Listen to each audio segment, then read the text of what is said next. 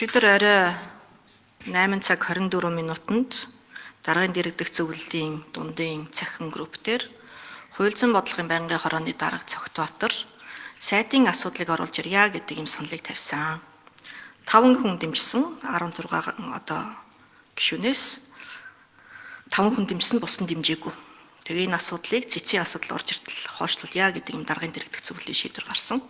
За өнөө өглөө пүрэвд орж дарга маань Дигийн хуулийн 6-гийн 6, 6-гийн 9, 6-гийн 10-ыг зөрчин байж энэ асуудлыг оруулж ирлээ. Та эдгээр Дигийн хуулийн заалтуудыг зөрчсөн.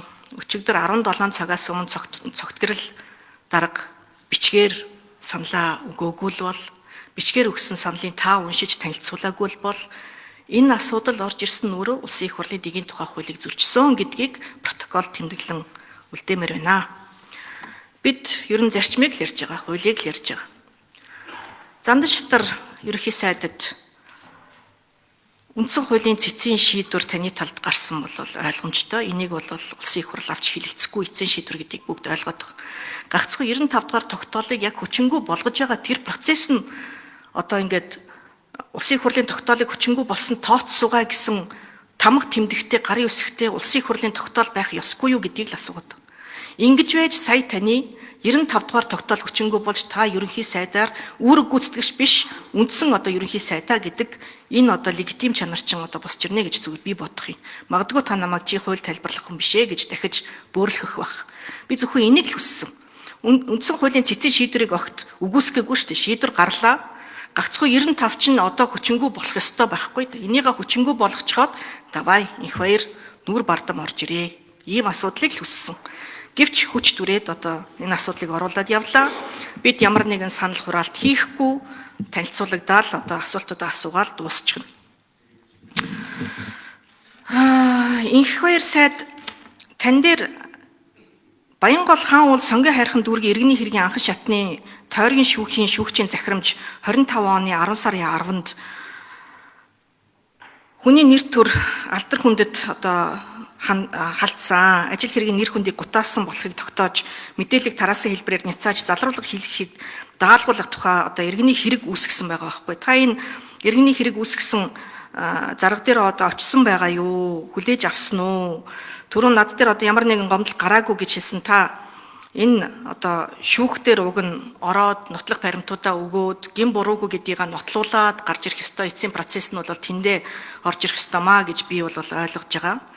Дарга 1 минут авчих уу эсвэл араас нь явах уу? Би уг 1 минут авах. 1 минут нэмэгдүүлж. За ер нь бол процесс яаж ихэлсэн юу болж байгаа вэ гэдгийг бол бүгдээрээ мэдэж байгаа. Магадгүй та бүхэн маань залуу гишүүд, за эмэгтэйчүүд ер нь их дайрж ийна л гэж хараад байх шиг байна. Хаан шалдан байна гэдгийг нэг залуухан одоо жоохон хүүхдэл хөвгүн хэлдэг штэ үлгэрт. Тэгээ тэр хөвгүн яагаад түүнийг хэлдэг вэ гэхээр айдасгүй байхгүй, айдасгүй, юу болох үр дагаврыг мэдэхгүй, үннийг л хэлж байгаа. За бидэнд ч гэсэн за чамааг өста байхгүй болгоно гэж өнөөдөр хүртэл заналт хийлж байна. Магадгүй бид нар айдасгүй эсвэл барьцаалагдах барьцаагүй байгаа учраас үннийг хэлээд зарчмын талд нэлээд хүчтэй дугарж байгаа бах. Юу болж байгааг хизээ нэгэн цагт хүмүүс ойлгох бахаа л гэж бодож байна. Хаан шалдан байгаа. Тэгэд үүн дээр 95 дахь тогтоолтой холбоотой мөн шүүхтэй холбоотой. За цэцгийн шийдвэр бол хэн нэгний талд гэхээс илүү үндсэн хуулийн талд гарсан гэж би ойлгож байна. Үндсэн хуулийг дээдлэн сахиулахын баталгаа нь үндсэн хуулийн цэц байдаг. Энэ дээр хар дээр цагаанаар үндсэн хуулийн цэцгийн шийдвэр гарсан бол заалт хүчингү болно гэж заасан.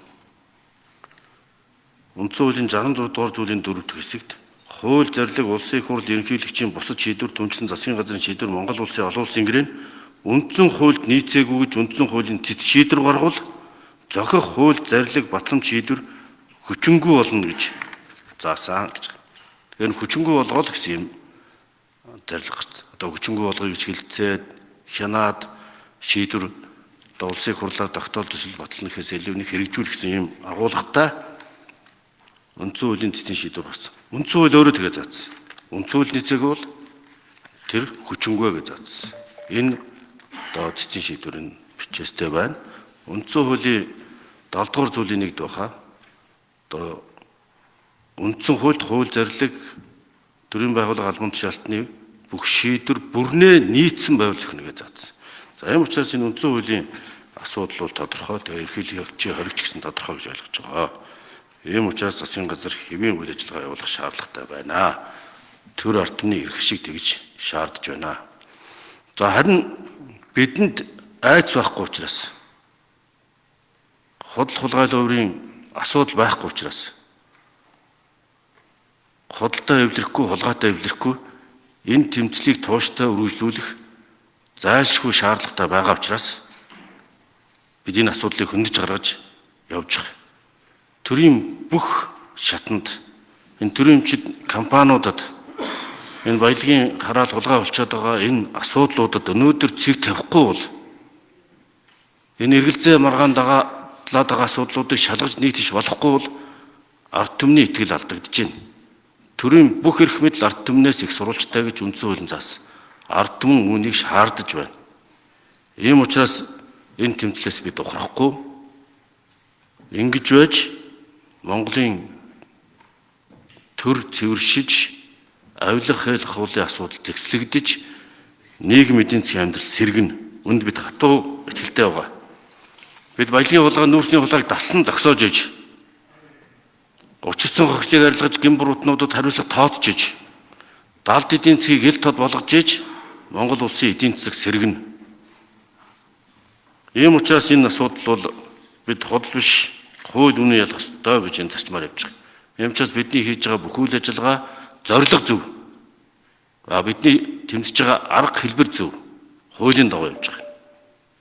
Харин зорилго буруу, арга буруу байгаа энэ улаарсан албан тушаалт хэд шунсан өсгөмзөн айдсаар өдөөгдсөн энэ улаарл бол Монголын төрийн үйл ажиллагаанд цаад учруулж байна. Ийм учраас бид үнний төлөө тууштай явна. За улсын хурлын даргасан амар эсгэлэн иргэнийхээ хувьд миний биеийг одоо нэр төр халтсан, нэр төрөө сэргийлгийа гэдэг хүсэлтийг иргэний шүүхэд хандсан. За энэ иргэний шүүхийн надад мэдэгдэх хуудас өнгөрсөн 7 хоногийн 5 дахь өдөр буюу одоогоос яг 7 хоногийн өмнө миний гэрт ирсэн, би хүлээж авсан байгаа. Энэ бол иргэний хэрэг гэж амар уйсгалан гомдол гаргасан. Амар уйсгалан энийг гэмт хэрэг гэж үзэж ерөөсөө цагдаад чандаагүй өөр хуулийн байгууллагад хандахгүй байгаа. Яагаад? Өөрөө айж байгаа. Хэрвээ гэмт хэрэгт намаа гүтгэлээ гэж эрүүгийн журмаар өгөх юм бол хууль хяналтын байгууллагад өөртөө нотлох баримтыг цуглуулах ажиллагаа хийдэг байхгүй. За яг вэ шүүхийн аль шатанд нь ямар гомдол гаргах нь өөрөө бас ялгаатай байдаг юм байна гэдгийг ойлголоо. Зарим шүүхийн нь бол тавл тоодог юм байна, зарим нь бол одоо чухал гэж үздэг юм байна. За хууль ч гэсэн ер нь өөр хүнд өөр үйлчилдэг юм байна гэдгийг бол үндсэндээ харж байгаа. 2019 оны үндсэн хуулийн нэмэлт өөрчлөлтийн дараах хөрөлсөх ерөнхий сайдын өөрөө огцрох хүсэлтийг дэг байхгүй байгаа учраас 32 одоо гишүүн одоо тухайн үеийн нөгөө гишүүдийн тоогоороо өргөн барьсантай огцруулах бичиг өргөн барьсантай адилтан үзэж дэгээр явъя гэдэг саналыг Бямц цогц сайд тухайд гаргаж ирсэн. Ингээд тэмдэглэл нь байгаа юм. Яг адилхан зарчмаар яг адилхан л асуудал явсан. Хуралдааныг та удирдсан. Тэгээ яг адилхан үг өсгөхтэй, яг адилхан зарчим нь явж байхад эмгтэй дарга маань буруутаад зандажтар дарга маань тэгээ зөвтгөөд явдаг юм байлээ. Тэгэхээр хууль өөрөөр үйлчлдэг гэдгийг ойлгосон. Ариун зээг шүнэ энийг би маш тодорхой нэг танд тайлбарлая гэж бодож байна. Та анхааралтай уншаарай. Ойлгохыг хүсье. Ерөнхий сайд хөрөлсөх тухайн үед гишүүдийн саналаар биш. 4-1-ээс дээш гишүүдийн саналаар биш. Өөрийн хүсэлтээр огцхолтой тавьсан. Үндсэн хуульд нийт гишүүдийн 4-1-ийн санал гаргасан, огцруулах санал гаргасан бол уг саналаар санал явуулахаар зохицуулсан. Өөрийн хүсэлтээр гэж байна. Тэгэхээр өөрийн хүсэлтээр санал гаргасан хүнийг огт гаргаагүй гишүүдийн санал хураалтаар санал хурааж болохгүй байсан учраас байнгын орон дээр гормын санал гаргаж шийдвэрлсэн.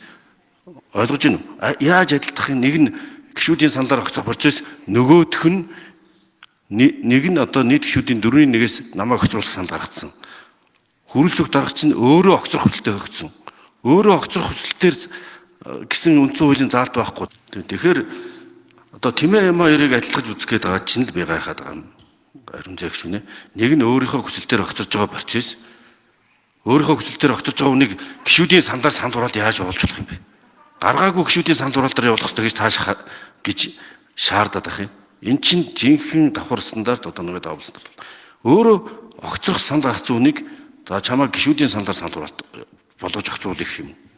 Өөрийнх нь саналаар санал хураалт явуулж болохгүй байсан учраас байнгын орон дээр гормын санал гаргаад түүний гормын саналыг байнгын орны гишүүд дэмжиж дэгд байхгүй зохицуулалтаар шийдвэрлэж авсан. Тэр үед 76 гишүүнтэй байсан парламентын дэг бас өөрөө огцрох санал гаргасан энэ хоёр шал өөр прецедент жишгийг одоогийн гишүүдийн олонхын саналаар гаргаж явна гэсэн 126 гишүүнтэй парламентын дэгдтэй авчирч мөргүүлээд шал Тэмээ Яма-2-ыг харьцуулаад нэг одоо өндрөөр хаалгаар гарах хэрэгтэй гэж шаардаад байгаа чинь өөрөө